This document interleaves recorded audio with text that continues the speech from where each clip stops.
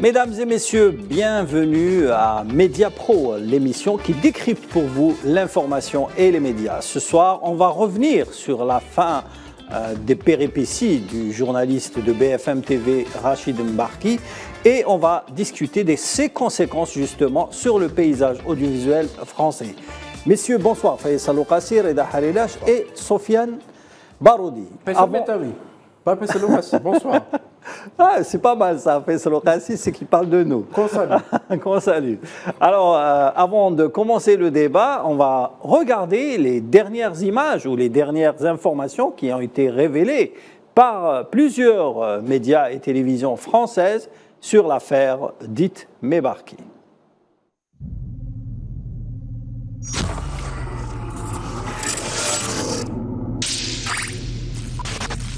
Rachid Mbarki, présentateur historique de BFM TV, soupçonné d'avoir diffusé à plusieurs reprises, pendant ses journaux de la nuit, des sujets conçus pour des intérêts particuliers. Des brèves sur les oligarques russes, le Qatar, le Soudan, le Cameroun, le Maroc, toutes fournies clé en main pour le compte de clients étrangers. Un certain nombre de ces brèves ont été effectivement fournies par une société de désinformation israélienne. Il n'y a pas de doute que BFM est victime dans l'histoire. Quand l'un des nôtres court-circuite la chaîne hiérarchique, ça pose problème. À la limite que ça arrive une fois, on pourrait presque laisser le bénéfice du doute à la chaîne. Que ça arrive systématiquement, je pense que la hiérarchie est en cause. Avez-vous entendu parler de cette incroyable affaire qui nous éclaire une fois de plus sur les mécanismes de manipulation de l'information de notre époque et qui, par ailleurs, éclabousse le mastodonte BFM TV? J'imagine que oui. À titre personnel, ce qui m'a le plus frappé dans ce feuilleton, c'est l'hypocrisie renversante de la direction de BFM, propriété du groupe Altis, contrôlé par le milliardaire Patrick Drahi. BFM qui a choisi comme axe principal de défense d'accabler le journaliste Rachid Mbarki pour se dédouaner et éviter à tout prix de se remettre en cause.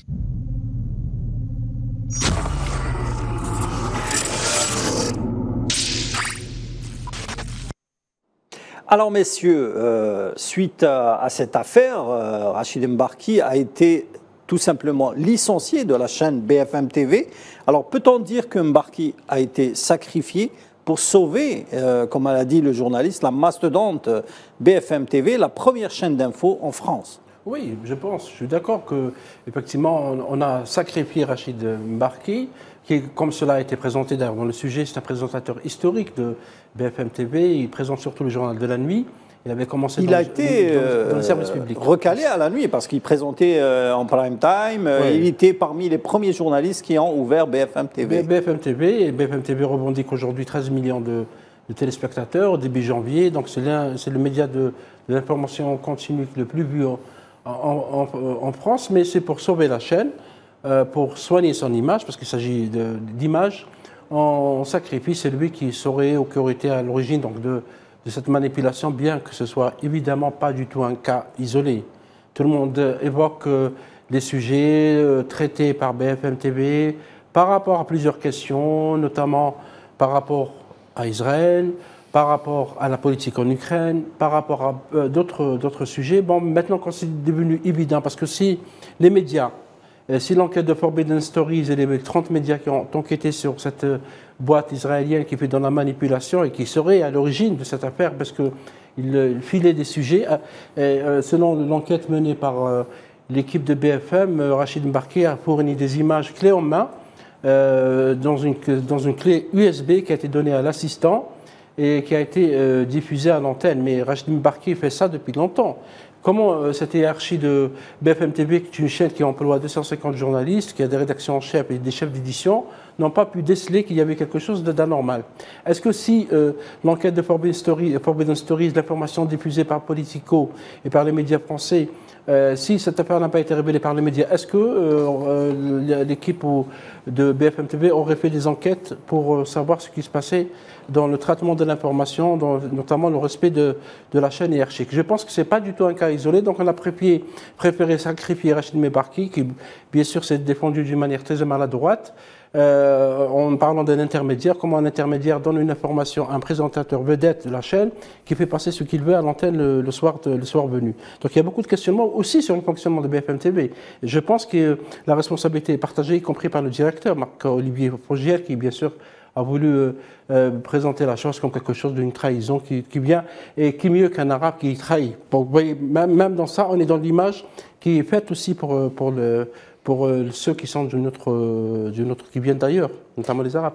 Sofiane Baroudi, avant justement la publication de l'enquête de Forbidden Story, il y a eu un article de Libération qui donnait le nom d'un journaliste un petit peu freelance qui établit en Syrie, qui avait informé Rachid Mbarki. Par la suite, cette affaire est tombée à l'eau et l'enquête de Forbidden Story qui est sortie d'abord sur le site Politico, ensuite sur plusieurs médias, dont France Inter et TV Info, plus tard dans plus de 30 médias dans le monde. Mais cette affaire a ressorti pas mal de puzzles et a fait sortir des secrets très cachés.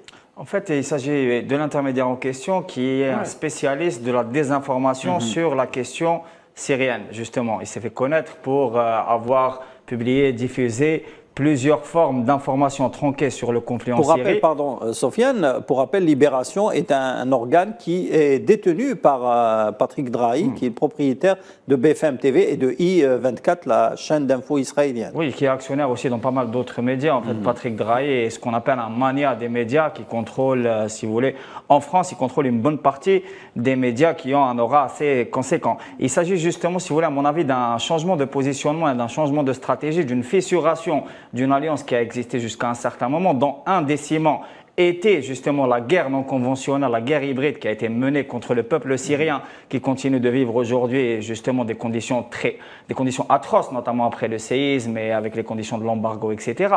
Justement, l'intermédiaire s'est fait connaître pour avoir alimenté plusieurs médias français et européens en des informations sur le conflit syrien. Et il travaille avec une officine qui est une officine sioniste dirigée par des officiers du renseignement et de l'armée d'occupation sioniste qui s'appelle Team George et qui apparemment active dans ce qu'on appelle l'industrie de la désinformation. C'est-à-dire que Rachid Mbarki est juste un des relais. Et l'intermédiaire en question est aussi un des relais parce que l'enquête Forbidden Stories justement a été menée aussi dans une forme d'infiltration du réseau Team George et le patron de l'officine se targuait, il était fier de dire que plusieurs médias européens il arrivait, entre guillemets, pardonnez-moi l'expression, à refourguer les produits clés en main directement à plusieurs médias européens en gréant, dont BFM TV, le premier média de France, mais pas seulement, en gréant la chaîne hiérarchique.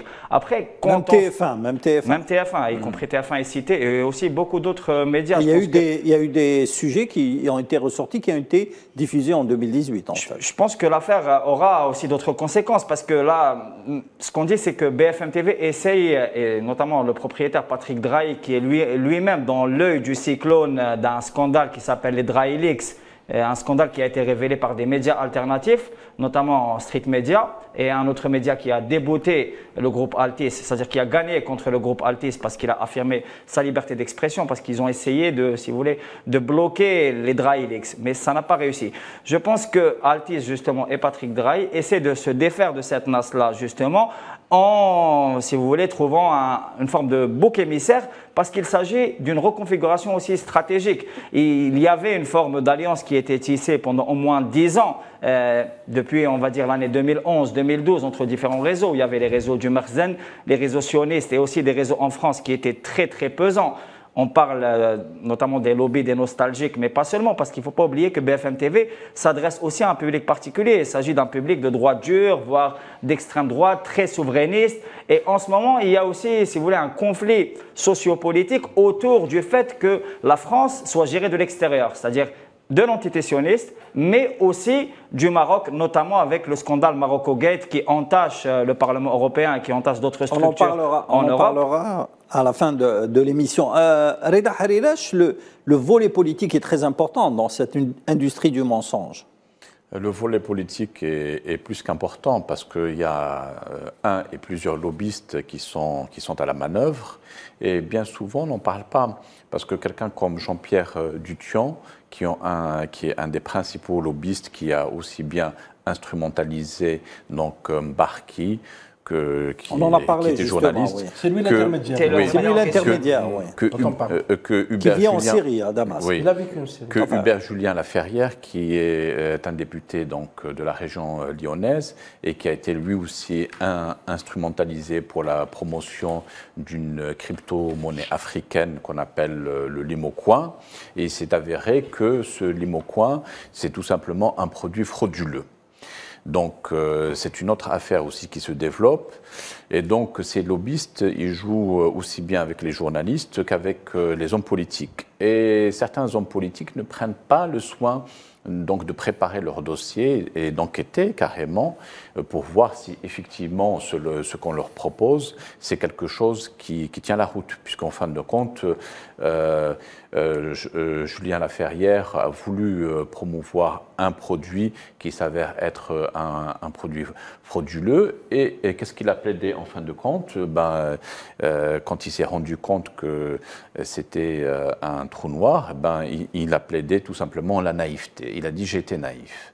Mais comment est-ce que des hommes politiques peuvent plaider la naïveté au bout d'un ou 2 années de promotion d'un produit? Ça, c'est une question la même position par rapport à Marc-Olivier Posgiel, qui est le patron de BFM TV, pas le patron, pas le directeur général, qui a longtemps travaillé à RTL, Canal+, dans les médias de droite, et qui est très proche du président Macron. C'est lui-même qui le dit, il dit d'avoir une relation fluide avec lui. Il y a eu une affaire qui est ressortie, justement. Oui, et comment on ne s'est pas rendu compte qu'il y a eu des manipulations qui se faisaient à grande échelle, à des moments de grande écoute et pendant des années? Parce que cette affaire, ce que n'a pas été dit par les médias, c'est que, bon, on a parlé uniquement du Maroc, il y a aussi le Soudan, il y a aussi le Qatar, il y a aussi les oligarques russes, il y a d'autres pays. Parce que d'autres pays ont profité de cette machine. C'est aussi une grande machine à sous.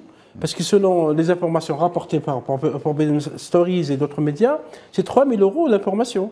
Si vous placez une information dans un moment de grande écoute, c'est 3 000 €. Vous pouvez de 3 minutes, hein. Oui. Et si vous pouvez placer 10 informations, vous avez 30 000 € par mois. C'est énorme. Donc la désinformation, c'est aussi beaucoup d'argent. C'est Frédéric Mettezo, qui est journaliste de Radio France, qui dit, en parlant de la boîte dont on a parlé, Sofiane, Team Jorge, ou Team George, qui est une boîte de manipulation à grande échelle, il dit qu'il s'agit de gens qui n'ont pas de morale, qui n'ont pas de déontologie, ils sont là pour porter un message, peu importe le message, des gens qui ont des capacités technologiques très poussées.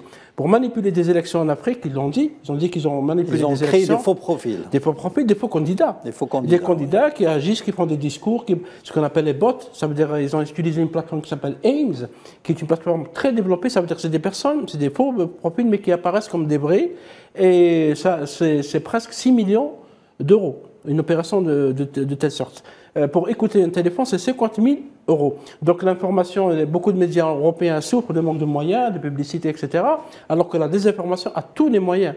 Et cette affaire, c'est au-delà de l'affaire Mebarki et de l'affaire BFM, on est face à quelque chose de très dangereux par rapport aux médias, parce qu'on peut manipuler l'opinion comme on l'entend. On a presque oublié déjà le logiciel Pegasus. Toute l'affaire n'a pas encore été révélée. Et là, on voit que cette machine de propagande, machine de manipulation, d'enfumage à grande échelle, a beaucoup de moyens dont on soupçonnait l'existence. C'est un peu, je pense que c'est ça l'intérêt de cette enquête de Forbidden Stories. C'est tant mieux que les médias en parlent aujourd'hui. Il fallait être 30 médias pour le faire. Pour mieux comprendre justement cette entreprise de la désinformation, on va entendre encore des témoignages de journalistes sur cette affaire qui a vraiment défrayé la chronique dans le paysage audiovisuel et médiatique en France.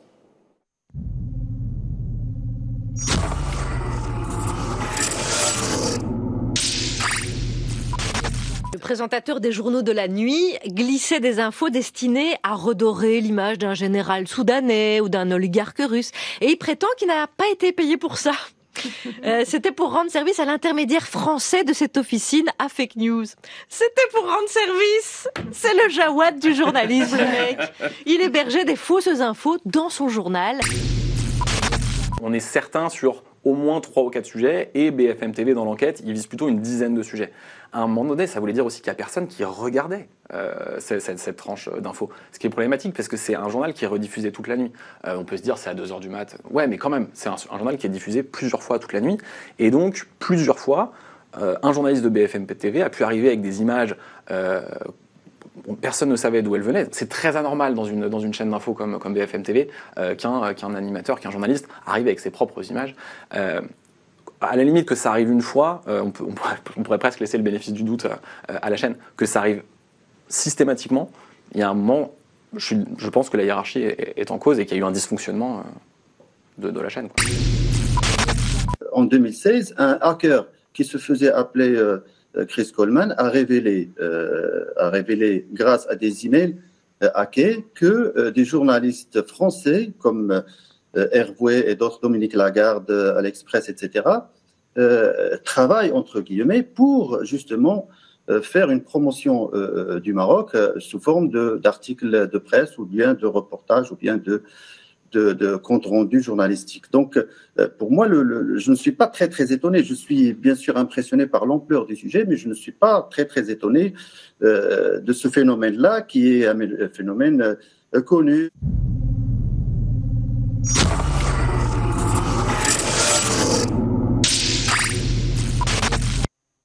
Voilà, des témoignages accablants qui renseignent un petit peu sur la grande entreprise de la désinformation qui a été découverte par Forbidden Story et qui éclate au grand jour. Oui, c'est une question de lobbying. Et le lobbying, c'est vrai qu'il n'est pas nouveau.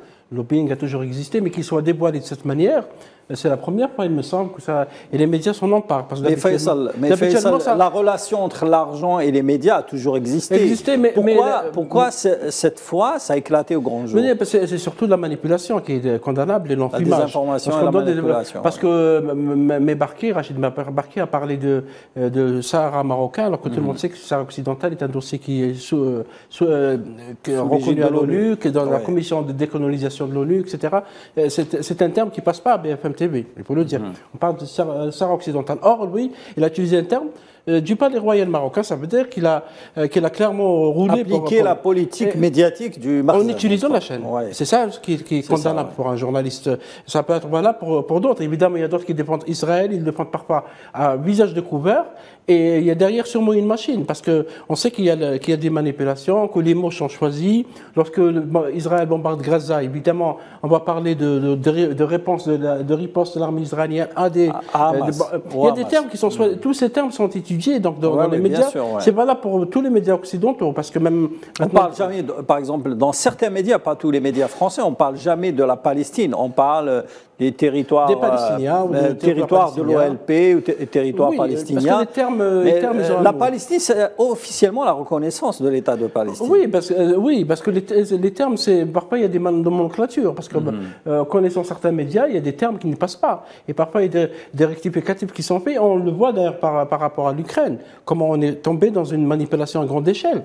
Rappelez-vous, si Sofiane peut-être peut se rappeler qu'au début de la guerre, on avait parlé de groupe Wagner, parce que le groupe Wagner, maintenant c'est le groupe à diaboliser. Diaboliser. C'est le mot qui a reçu pour mon instruction pour parler de ce groupe, alors que tout le monde n'a pas fait un travail journalistique d'enquête. C'est quoi le groupe Wagner? On avait dit que le groupe Wagner avait appelé ses combattants en Afrique, 400 pour aller tuer le président Volodymyr Zelensky à Kiev.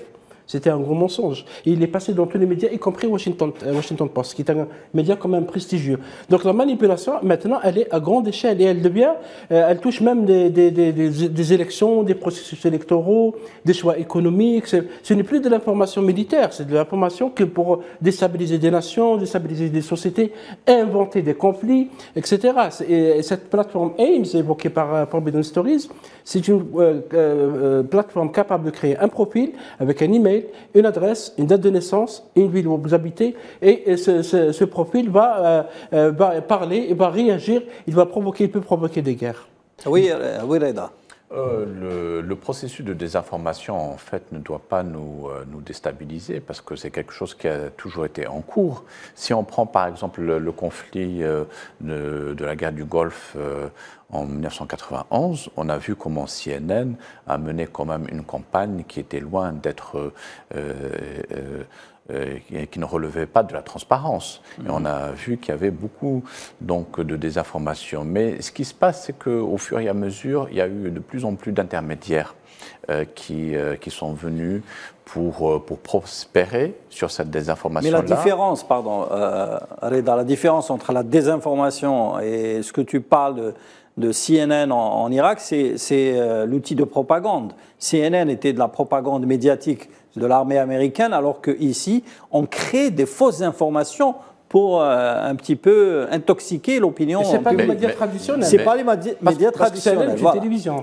Exactement. Ce n'est pas nécessairement des médias traditionnels, sauf que ça a pris... CNN, quand même, elle ne fait pas dans la désinformation. Elle fait un petit peu dans la propagande. Manipulation. Un peu de la manipulation. La propagande... Pas de la désinformation. Il y a une différence quand même. Quand même, la propagande allait de pair avec la désinformation, parce qu'on voyait sur le terrain que ce qui était donc affirmé par CNN ne correspondait pas toujours à la réalité. Mais la propagande, vous savez, c'est montrer un camp sans montrer l'autre, sans parler de l'ennemi. C'est montrer le camp dans lequel on est inscrit, le montrer comme le plus fort et affaiblir l'ennemi en matière médiatique. C'est ça la propagande en fait. Oui, c'est-à-dire qu'à l'époque, comme c'était un conflit qui était ouvert, c'est clair que les gens étaient beaucoup plus interpellés par rapport à un aspect très visible, à savoir la propagande avant toute chose. Mais dans ce cas de figure, comme je vous ai dit, le nombre d'intermédiaires est devenu très important parce que c'est une activité qui est lucrative. Et en plus de ça, il y a des institutions qui ont été touchées, notamment l'Union européenne, et des députés qui ont été carrément soit arrêtés, soit on les a congédiés. Et donc c'est à partir de Bruxelles qu'il y a eu toute une série de vagues qui ont fini par toucher les principaux médias européens, notamment je pense à la France. Et en ce qui concerne BFM TV dans ce cas de figure, c'est une enquête qui est partie à la fin de 2022 à partir de Radio France, qui a interpellé donc les dirigeants de BFM TV. BFM TV, donc, ils ont diligenté une enquête, et c'est à ce moment-là où ils se sont rendus compte, ou du moins ils ont été mis devant le fait accompli, c'est-à-dire que très probablement que BFM TV était au courant d'un certain nombre de pratiques. C'est pas quelque chose en fait qui les a pris de court, mais ils ont été mis devant le fait accompli parce qu'il y a quand même une volonté de la part des autorités politiques de mettre un peu d'ordre dans ce remue-ménage. Oui, Sophia ? Moi, je pense qu'il y a une différence fondamentale, c'est qu'on est passé, si vous voulez, du stade où il y a un accompagnement d'objectifs tactiques qui sont souvent des objectifs de conflit ou de guerre par des médias mensonges ou alors par la propagande, à un stade où il s'agit vraiment d'une entreprise qui fait dans l'industrie de désinformation. C'est-à-dire qui produit en masse des données de désinformation à la fois diffusées à la télévision, à la fois sous forme d'articles. On a évoqué le cas de Chris Coleman, qui est un scandale qui a été révélé en 2016. Il s'agissait justement des réseaux du Merzen marocain qui payaient des journalistes en France, mais pas seulement, pour publier des articles favorables à la politique d'occupation marocaine au Sahara occidental, mais pas seulement, parce que c'est allé bien au-delà de ça. Et donc, l'aspect vraiment fondamentalement différent, c'est qu'il s'agit d'une entreprise qui produit intensivement et qui arrive à faire passer aussi, si vous voulez, une ligne géopolitique qui est une ligne différente de celle des pays en question. Et là, on est dans un champ de souveraineté, ce qui a entraîné, à mon avis, une réaction en chaîne qui a y compris entraîné une forme de démarcation de la direction de BFM TV parce qu'il s'agit vraiment de remettre en question un champ de souveraineté de l'État français et un champ de souveraineté de l'Union européenne dans un moment de grande bifurcation parce qu'il faut se rappeler du contexte géopolitique. On est dans un moment de grande transformation, il y a des alliances qui sont en train de se défaire, il y a de nouveaux objectifs qui sont en train d'émerger et il y a de nouvelles formes d'alignement. Et donc dans ce bouleversement géopolitique international, il y a aussi, si vous voulez, des scandales qui émergent et qui, si vous voulez, renseignent sur l'état de déliquescence des élites en Occident, notamment par l'interpénétration entre l'argent sale, la désinformation et l'action de renseignement d'entités extérieures. Ça, c'est une question, on en a parlé, Salim, vous vous rappelez auparavant, la question de la concentration des médias aux mains le monopole d'hommes d'affaires, c'est un danger pour la liberté d'expression. C'est vrai que l'Assemblée nationale française a ouvert le débat sur ça. Évidemment, Bolloré, notamment l'un d'eux, est venu s'expliquer, mais disant que cette affaire de BFM repose cette question de concentration de médias entre les mains de plusieurs personnes, et donc ça donne ce résultat de possibilité de manipuler l'opinion.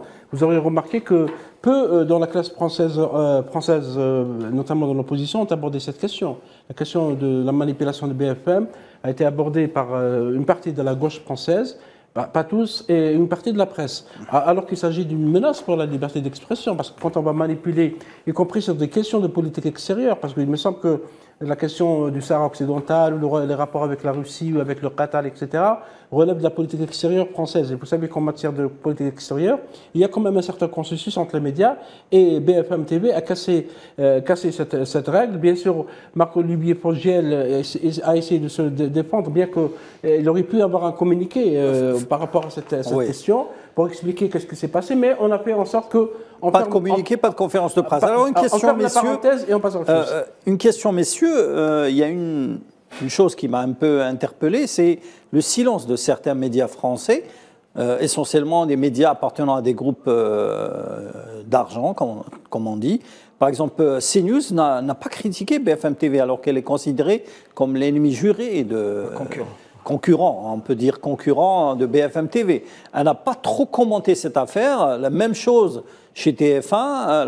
Les seuls médias qui ont critiqué cette affaire ou qui ont révélé cette affaire aussi et qui ont un petit peu critiqué la méthode Mbarki sans tirer sur Drahi, pour être plus précis, c'est les médias publics, essentiellement France 5, France 2, TV Info, qui est la chaîne d'information de France Télévisions. Voilà, des médias alternatifs. Il y a eu des débats, évidemment, BFM n'a pas fait de débat sur cette affaire. Pas de débat, c'est normal. Oui. C'est normal, elle ne fait pas de débat là-dessus, mais CNews aurait pu faire. Oui, parce que peut-être qu'elle a peur d'être rattrapée elle aussi, parce que BFM TV n'est pas la seule mission de cette affaire, elle n'est pas du tout la seule, et peut-être les enquêtes vont le révéler plus tard, ces manipulations, et on a constaté comment les médias, notamment lorsqu'il s'agit de sujets par rapport à l'Algérie, par rapport à la Russie, par rapport à la Chine, par rapport au Venezuela, par rapport à l'Iran, par rapport à l'Afrique, par rapport au monde arabe, par rapport à la question palestinienne, beaucoup de questions. Vous voyez comment les médias utilisent les termes et comment parfois on donne même des informations qui sont très discutables. Et donc je pense que cette affaire, on veut limiter, comme on a limité le débat sur le logiciel Pegasus. On en a parlé une fois, deux, puis ça a disparu. C'est un débat qui a complètement disparu. C'est resté dans les réseaux sociaux, dans certains médias électroniques. Parce que ça met dans l'embarras Israël, qui se trouve être un partenaire stratégique des Européens. Est-ce qu'on peut parler aujourd'hui d'un lobby sioniste dans les médias? Parce qu'on parle beaucoup de lobby dans les médias, et essentiellement des lobbies proches d'Israël. Est-ce qu'il existe encore? Parce que là, on parle de lobby, mais on ne cite pas Israël, on cite parfois le Maroc, on cite parfois d'autres succursales, mais aujourd'hui, le lobby sioniste, est-ce qu'il est toujours aussi présent dans les médias français? Ce n'est pas possible d'en parler. Reda, toi, tu connais bien le dossier. Ce n'est pas possible d'en parler sereinement parce qu'il y a une loi qui est sortie et qui condamne toute assimilation ou toute condamnation de l'antisionisme. Antisionisme ou anti-juif? L'antisionisme est assimilé à de l'antisémitisme. À l'antisémitisme. Donc c'est lié, antisionisme, mais c'est lié avec l'antisémitisme. Oui, c'est-à-dire que toute personne, que ce soit un journaliste, un homme politique ou un citoyen, d'état sioniste, c'est interdit sur un plateau. Qui est contre une idéologie politique, à savoir l'antisionisme. C'est une idéologie politique. Tout à fait. Et qui n'est pas uniquement propre, qui n'indique pas uniquement du doigt Israël, puisque le sionisme chrétien existe aussi. Voilà. Mais aujourd'hui en France, parce qu'il y a effectivement un lobby sioniste qui est très présent, il a réussi à museler ce débat-là. Et plus personne n'ose, je dirais, s'aventurer dans ce couloir-là, parce que très rapidement, il peut être taxé d'antisémite. Et l'antisémitisme est différencié en plus du racisme, alors que c'est du racisme, l'antisémitisme, vous voyez. Donc les hommes politiques sont frileux, parce qu'on va leur tirer dessus et on va les accuser. Alors, il y a une émission que j'attendais qu'elle parle de cette affaire, elle a vraiment... pas cité du tout cette affaire, c'est le quotidien de Yann Barthès, qui est connu justement pour critiquer un petit peu les méthodes médiatiques de certains médias. Je voulais juste revenir sur un point lorsque vous avez dit CNews ne critique pas. CNews, moi je vais résumer ça en une seule phrase. Les loups ne se mangent pas entre eux, puisque c'est le même pratique. C'est le même pratique. Donc ils ne vont pas... scier la branche sur laquelle ils sont assis. Et vous aurez remarqué comment l'affaire Cyril Hanouna, qui est présentateur de C8, qui a été étouffé, hein. Qui a été complètement étouffé. Alors que ce présentateur a insulté un invité qui se trouvait être un député. C'est vrai que l'autorité de régulation a condamné lourdement la chaîne. Je pense que c'est l'une des peines les plus lourdes. Mais dans les médias, on n'en a pas parlé. On n'a pas parlé de l'amende salée, justement, de l'Arcom. On n'en a pas parlé. Personnellement, j'ai trouvé 3,5 millions d'euros. Oui, j'ai trouvé le communiqué sur Twitter, sur la page de... je ne l'ai pas trouvé dans les médias, et c'est assez curieux. Comment quelqu'un qui insulte un journaliste, un présentateur, qui insulte un député, on en a parlé au début, on passait par contre, l'affaire Mébarqué a été étalée dans tous les médias. Donc vous voyez, quand il y a quand même deux poids, deux mesures lorsqu'on traite des sujets. C'est vrai que ce n'est pas la même chose. Manipuler, donner des fausses informations et insulter, ce n'est pas la même chose, mais je pense qu'il y a des différences de traitement, d'où l'intervention des lobbies. Parce que les lobbies interviennent à ce niveau-là. Moi, je pense qu'en réalité, il y a vraiment, si vous voulez, il y avait pendant longtemps un consensus autour du soutien d'une alliance triangulaire constituée par l'entité sioniste, la France et aussi le Royaume du Maroc, autour du contrôle notamment de la Méditerranée et de l'espace euro-africain. Et justement, cette alliance, si vous voulez, ou alors cette configuration géopolitique qui a duré pendant 15-20 ans, avec notamment pour corollaire l'Union pour la Méditerranée de Sarkozy, cette configuration a réussi à mobiliser presque toute la sphère politico-médiatique en France et même en Europe plus généralement. Il y a vraiment une peur de la fissuration de ce bloc-là, voire de son effondrement, notamment avec l'échec qu'a subi la France en Afrique, mais pas seulement. Et donc, je pense que la plupart des grandes chaînes médiatiques ont vraiment conscience de la situation catastrophique dans laquelle se trouvent les intérêts qui étaient des intérêts, notamment financiers, garantis pendant 15 ans. C'est-à-dire qu'on passe vraiment à une nouvelle étape. Et cette étape, elle est conditionnée aussi par une forte opposition. C'est-à-dire que la plupart des grands médias ont perdu toute crédibilité face aux masses populaires. C'est-à-dire qu'il y a une opposition déjà de gauche qui est bien prononcée. On voit ça en France par le mouvement des retraites, qui est de plus en plus puissant, qui arrive à mobiliser, mais il y a aussi une très forte opposition d'extrême droite souverainiste et même d'extrême droite conspirationniste, qui fait très très peur, notamment à certains milieux dirigeants, parce qu'il y a des racines historiques. Si vous voulez, l'Europe et la France a été longtemps un ferment, ou a été longtemps une base de ce qu'on appelle le fascisme conspirationniste. Et il y a une peur de la résurgence de ces courants-là, parce qu'il y a déjà une prégnance de ces courants-là, par exemple par le Trumpisme aux États-Unis, ou alors le mouvement Bolsonaro au Brésil, qui a presque réussi à renverser Lula. Donc, il y a vraiment une circonspection et une crainte très importante dans les milieux d'élite. Dans tous les territoires, Sofiane Baroudi. Oui, mais parce qu'il y a vraiment un lien entre tout ça. Ce qui est sûr, c'est que cette affaire Mébarqué a révélé d'autres affaires, notamment certains tweets, pas des informations écrites dans des articles ou dans des médias, des tweets qui ont été postés par des spécialistes, des journalistes, experts, etc. en communication, qui révèlent qu'il y a d'autres journalistes qui sont aussi impliqués que Mébarqué dans la propagande ou la désinformation entre l'alliance entre Israël et le Maroc. On cite par exemple le cas d'Ali Badou, journaliste de France 5, qui avait commenté le fameux documentaire Maroc vu du ciel d'Artus Bertrand et qui avait parlé aussi comme Mébarqué du Sahara marocain, alors que cette affaire n'était pas encore réglée sur le plan politique international. Alors, pourquoi c'est passé? À l'époque, en 2017, il y avait le mouvement contre le racisme et pour l'amitié entre les peuples, le MRAP, avait dénoncé dans un communiqué, mais qui n'a été repris par personne. Donc, cette affaire a ressorti, l'affaire Mébarqué a ressorti l'affaire Ali Badou, et qui témoigne aussi de l'implication de journalistes d'origine marocaine, français d'origine marocaine, qui sont impliqués dans la propagande du Marzen dans les médias français. Parce que tout simplement, si vous permettez les là, ce lobbying a toujours existé. Mais il est flagrant. Il est flagrant. Oui, là, c'est flagrant parce que, comme l'a expliqué Sofiane, c'est vrai que la conjoncture a un peu changé.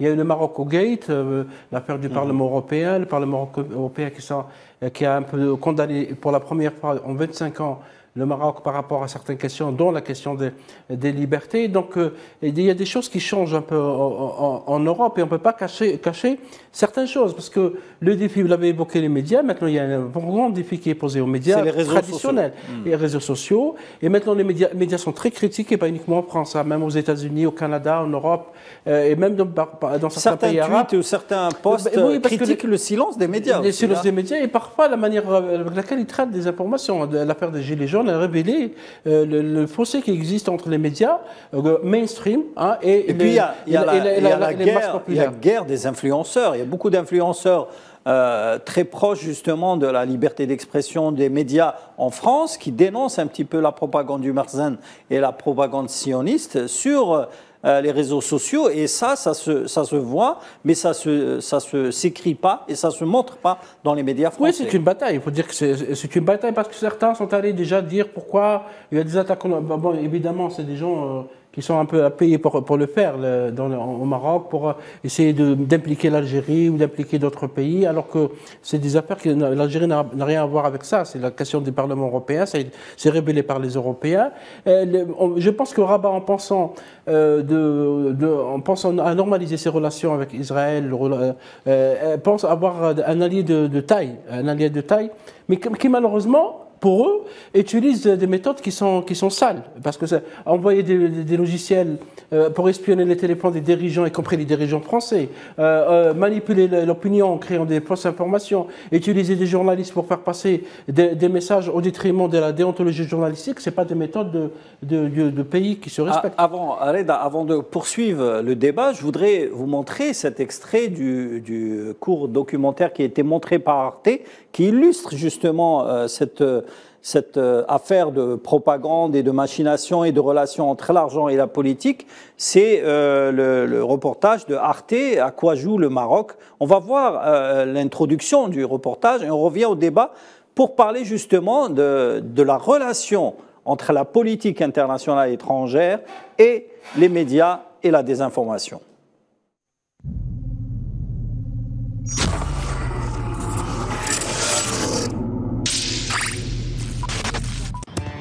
L'affaire est digne d'un film hollywoodien. Des valises d'argent liquide, un flagrant délit, des agents secrets et des accusations d'ingérence étrangère. Bienvenue dans la vraie vie, celle d'un Parlement européen qu'on découvre corrompu, par le Qatar mais aussi par le Maroc. Le royaume chérifien est au cœur de l'enquête menée par la justice belge. Mais qu'attend-il de ses partenaires européens ?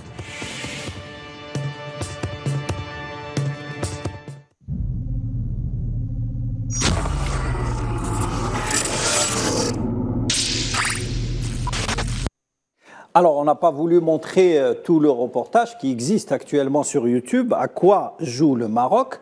Mais ce qui est sûr, c'est qu'aujourd'hui, les médias français critiquent les méthodes du Marzen ouvertement dans les chaînes publiques françaises, ce qui n'était pas le cas il y a quelques années. C'est un des aspects néfastes de la mondialisation. Il y a eu même tout un dossier dans Marianne qui dénonce justement l'implication du Marzen dans les médias et la politique française. C'est un des aspects négatifs justement de la mondialisation, parce que vous avez des personnes qui...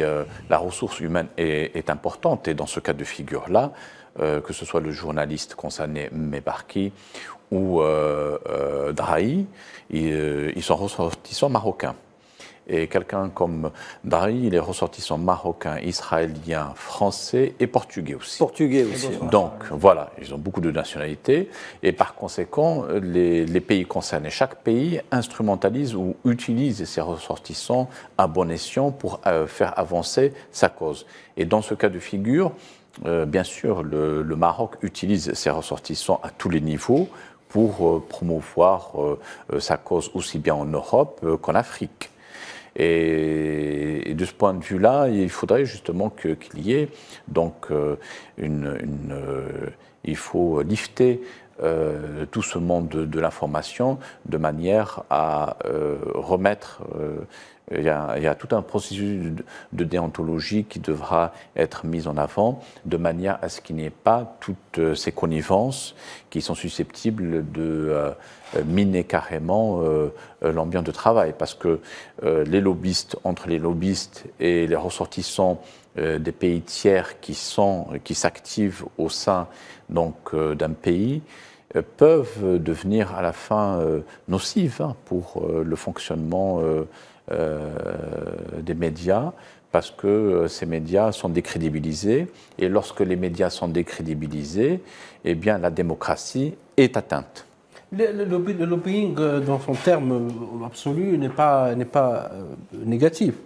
Mais la manière avec laquelle il était utilisé, vous savez que Bruxelles, qui est la capitale européenne, où il y a la Commission européenne et le Parlement européen est à Strasbourg et à Bruxelles, mais il y a beaucoup de lobbyistes. Mais des lobbyistes dans le sens positif, qui essaient un peu de convaincre les députés par rapport à des questions, par exemple, économiques, par exemple, climatiques. Il y a le lobbying climatique, il y a le lobbying sanitaire, etc. Mais lorsque le lobbying atteint la manipulation de l'opinion, ça devient autre chose. Ça devient franchement ça devient presque criminel. Et je me demande pourquoi il n'y a pas eu de poursuite pénale, je pense, dans l'affaire BFM. Je ne sais pas s'il y a une ouverture. Non, pas Marocco Gate, dans l'affaire BFM. BFM, il y a eu une plainte contre X, mais on ne sait pas. On verra. Est-ce qu'on va arriver, parce que contre X, ça veut dire qu'on va arriver au médiateur, lequel a travaillé pour une boîte israélienne. Est-ce que la justice française aura tous les coups de franche? Il y a eu un déplacement de Netanyahou récemment à Paris, et on se demande bien les questions. Apparemment, c'était pour arrondir les ongles. Avant l'affaire Pegasus, après l'affaire Pegasus, il y a aussi le déplacement de Benny Gantz, l'ancien ministre de la guerre sioniste, à Paris, pour aussi essayer d'arrondir les ongles et d'atténuer les conséquences. L'année 2022, Israël a été cité à 2 reprises. Dans l'affaire Pegasus, la société qui fabrique. Évidemment, il y a d'autres logiciels d'espionnage. On a disparu un seul, il y en a d'autres. Et comme il y a d'autres, parce qu'il se trouve que Tal Hanan, qui est le patron de cette boîte qui s'appelle Timcor, est un ancien du Mossad. Et donc, le Mossad a sûrement créé d'autres boîtes, peut-être même pas en Israël, ailleurs dans le monde. Et cette affaire, c'est ça l'intérêt de l'affaire, c'est que ça dévoile cette machine de manipulation à grande échelle, qui va préparer d'autres choses qui vont arriver plus tard. Parce que Israël ne se contente plus de l'occupation des terres palestiniennes, mais de travailler dans tous les territoires à travers ça, parce que l'Internet permet de supprimer tous les territoires, à travailler dans des élections africaines, intervient dans des élections. Vous avez vu que beaucoup d'élections en Afrique, notamment en Côte d'Ivoire, en Kenya, ont été suivies de contestations. On comprend mieux aujourd'hui que ces contestations ont été provoquées. Et donc, cette machine, je ne pense pas qu'elle va s'arrêter avec cette affaire. Oui, Reda. Disons que l'activité de lobbyiste, elle doit être davantage réglementée. Parce qu'on voit maintenant... Elle ne sera jamais. Elle devra être réglementée parce qu'elle est largement maintenant discréditée par la corruption et par les activités d'espionnage. Donc, c'est une activité en Europe qui est assez récente et on a vu où est-ce que ça mène. Donc, je ne pense pas que les médias et surtout les partis politiques, ils ne vont pas rester les bras croisés parce que du coup, le lobbyiste, il devient suspect. Ce n'est plus une activité d'intérêt politique ou d'intérêt public. Le lobbyiste devient en quelque sorte un mercenaire. Donc, si on veut éviter que cette activité-là ne soit décrédibilisée, c'est clair qu'il y aura quand même, comme pour le métier de journaliste, comme pour les autres métiers, il doit y avoir une charte auquel le lobbyiste doit souscrire. Mais ça n'a pas empêché les journalistes de manipuler l'opinion. Il y a des chartes d'éthique, il y a la charte de Munich, qui est de déontologie journalistique, elle est valable dans tous les pays du monde. Ça n'a pas empêché les journalistes parce qu'il y a de la complicité. Je pense que la complicité est au niveau des directions des chaînes, notamment BFM TV. Mais là, il s'agit clairement d'affaires de corruption et ça a vraiment rien à voir avec le lobbyisme. C'est-à-dire que même le lobbyisme en soi était un milieu où il y avait beaucoup de porosité avec la corruption institutionnelle. C'est-à-dire que moi, je remarque qu'il y a un vrai malaise dans l'Union européenne par rapport à la lutte contre la corruption. Et j'aurais un exemple très simple. C'est le fait que, par exemple, l'Algérie soit un modèle de lutte contre la corruption. Mais le modèle algérien n'a jamais été relié et qu'il y a une occultation du volet de la lutte contre la corruption, même s'il y a des efforts, de très gros efforts justement pour propager cette lutte anticorruption à l'échelle internationale parce qu'il s'agit vraiment d'un mal qui est en train de détruire y compris les économies européennes. Et il y a vraiment un malaise. Pourquoi? Parce qu'il y a la puissance de l'oligarchie qui reste la puissance dominante de l'Union européenne. Et là, j'en reviens au raisonnement principal, c'est que le mythe de la démocratie européenne via le Parlement européen s'est complètement effondré. Il s'est effondré parce qu'il s'agit vraiment d'une démocratie qui est contrôlée complètement par les puissances de l'argent. Ce mythe, il a été construit construit pendant 30 ans, depuis les débuts des années 90, au détriment de certains autres partenaires, via aussi, parce que ceux qui sont impliqués dans le scandale de corruption dans l'Union européenne, c'est ce qu'on appelle les sociolibéraux, qui étaient déjà impliqués dans des campagnes, par exemple, de diabolisation comme le Kitschki. Et c'est justement des procédés d'occultation qui ont fait, par exemple, qui ont occulté le rôle central de l'Algérie dans la lutte contre le fascisme en Espagne, au Portugal et en Grèce, qui ont repris le pouvoir en alliance avec des régimes répressifs comme le régime marocain, qui actuellement sont mis à nu. Et le Parlement européen qui n'a pas cessé de donner des leçons, notamment en matière, parce qu'il faut le dire, le dire clairement, en matière de démocratie, de liberté, des droits de l'homme, etc., pour tous les pays, notamment les Africains, pour les complexer, voilà qu'on apprend que c'est un Parlement qui est corrompu. Parce que rester de sa crédibilité, c'est une grande question qui doit être posée aux électeurs européens. Voilà, messieurs, merci pour ces éclairages. Comme le disait Abraham Lincoln, on peut cacher une partie de la vérité tout le temps, on ne peut pas cacher tout le temps toute la vérité une partie du temps, mais on ne peut pas cacher tout le temps toute la vérité. L'affaire BFM TV reste encore ouverte, on va en rester là ce soir. Je vous souhaite une bonne fin de soirée. Restez branchés sur Al24 News.